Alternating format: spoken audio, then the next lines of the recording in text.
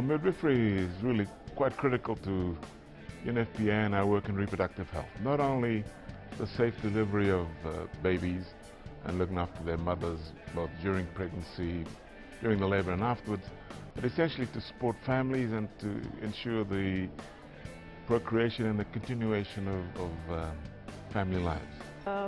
The meaning itself is with women. Midwife means with women. So whosoever is not necessarily that I'm a midwife, if a person is with women giving that tender care, support, and is trained also in care during labor, after delivery, before like during pregnancy, then we say that it is a midwifery care or care given by midwife. Well, the midwife's role is very important because we are always with the mother. In the Philippines, we only have midwives in some of the remote areas wherein we don't have doctors and nurses around, but we have midwives to take care of the mothers, especially those who are pregnant. If you look at what women want, not what the health services think that women want, but if you look throughout history, women have always wanted to have somebody to support them, somebody in that caring role, somebody to be with them, guide them, that they can feel confident at. The midwife offers a different kind of care to the sort of traditional medical care, but they're linked to the medical care. So in many ways we act as a half between the medical services and a psychosocial service of empowering women, helping women to give birth themselves.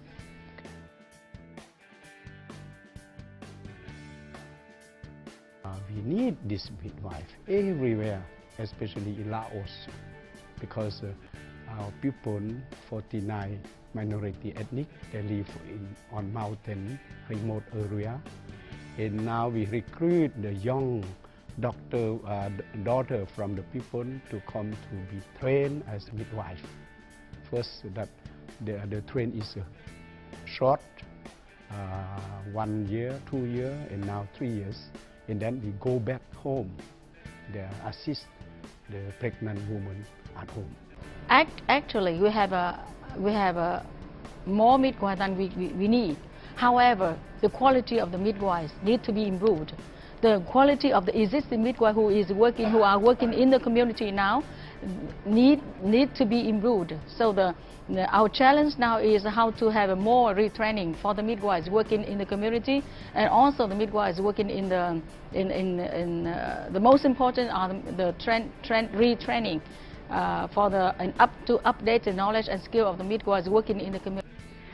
Challenges, if I link to the Minister of Health strategy, they are until 2013 say that will be located 2 midwives and 2 nurses and 1 doctor in each village, but I'm not sure because the challenge is until now there is maybe about of the advocation, I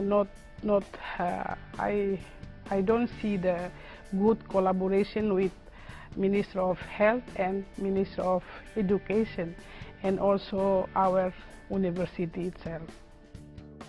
The social culture challenges in my country, they are still have some value, some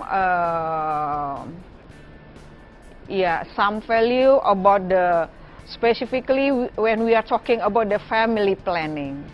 Family planning, some of social culture still not yet receive the concept of the family planning.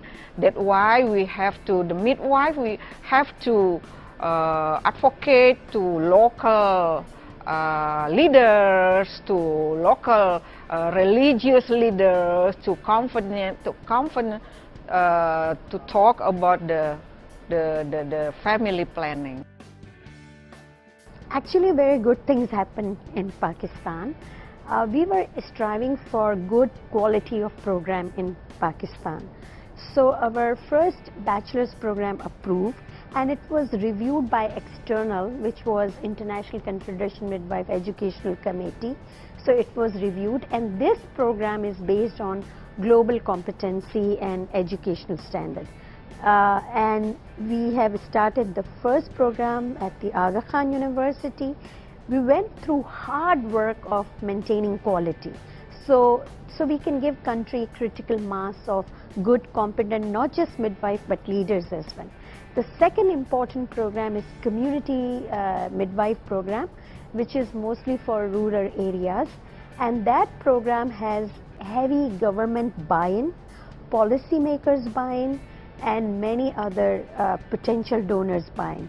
So these midwives are, right now it's a slow, but we will see the progress of this in coming year, because we can't measure maternal mortality morbidity in 1 year or 2 years. It's a long-term process.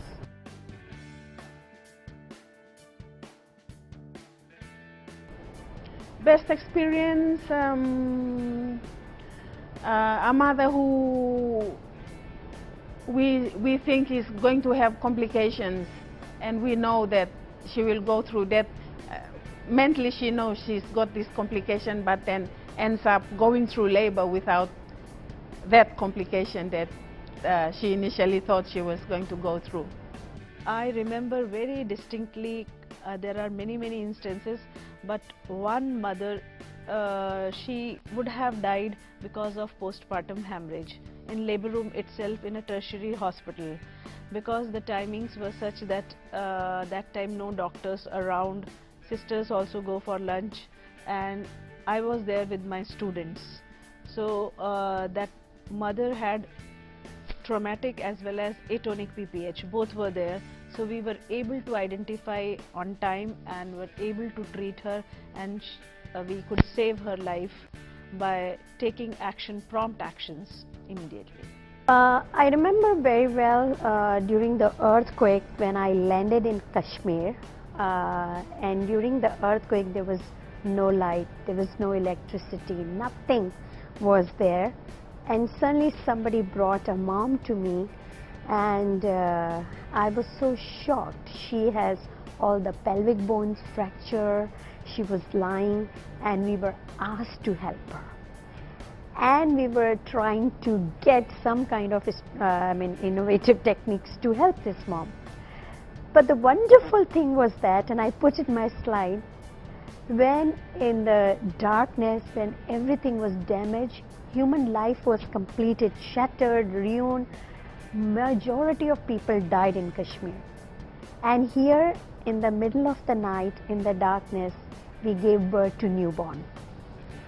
And then we said, here's a hope for life. And I never forget this moment, that here we were all the time going through deaths and coffin and these things. As soon as newborn cried, and I thought there's a hope for life. And I will never forget that moment when I took this baby to the mother. Students as a midwifery students, one day we was at the hospital, we worked at the hospital, and one of my friends works at the delivery room. The doctor said, oh, we lost the baby just because of the complication in pregnancy, and everybody thought, what should we do, what should we do? But my colleague, another student, do the section and cried, just cried, and section. After 20 minutes, the baby came back alive and said, wow, and everybody said, wow, it's wonderful. The doctor said, we thought that we lost the baby, but the students said, midwives again, do the best.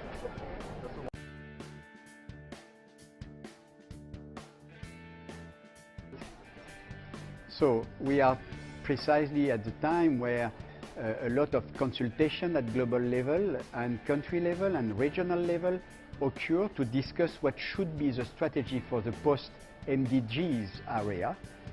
We are talking about Sustainable Development Goals. We are talking about 2016-2030. We have already fixed ambitious targets for maternal mortality, in fact, ending preventable maternal and newborn mortality. And so we have to see what should be the best strategies. And we can say now that at the time, after all this work done on midwifery, it is clear for all agencies and all partners that midwifery should stay a clear strategy for the future, because it's an unfinished MDG agenda. Maternal mortality is still very high, neonatal mortality is still very high. We need to continue, and midwifery has to continue to play this role.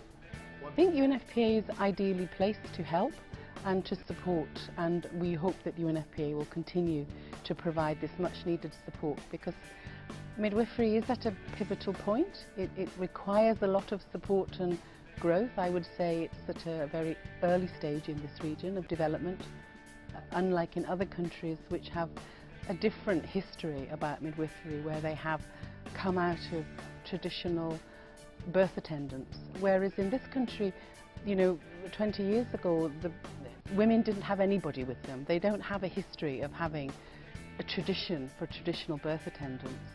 Those have been manufactured, if you like, because most women, particularly in those countries that have got very rural populations, women were only supported, they either went and gave birth on their own, or they were supported by their own family. So there is a great need in this region for UNFPA's support as a well-respected agency that is really promoting reproductive health within the region.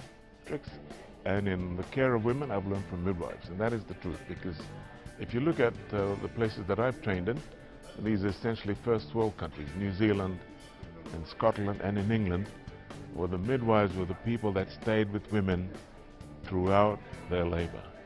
The doctors came and went, but the midwife was there for the entire time. And certainly when I was a rookie and the first time I ever walked into the labor ward, I knew nothing. And I learned all the good things that there is to learn about midwifery from midwives. And I think that's a lesson that all of us can take home.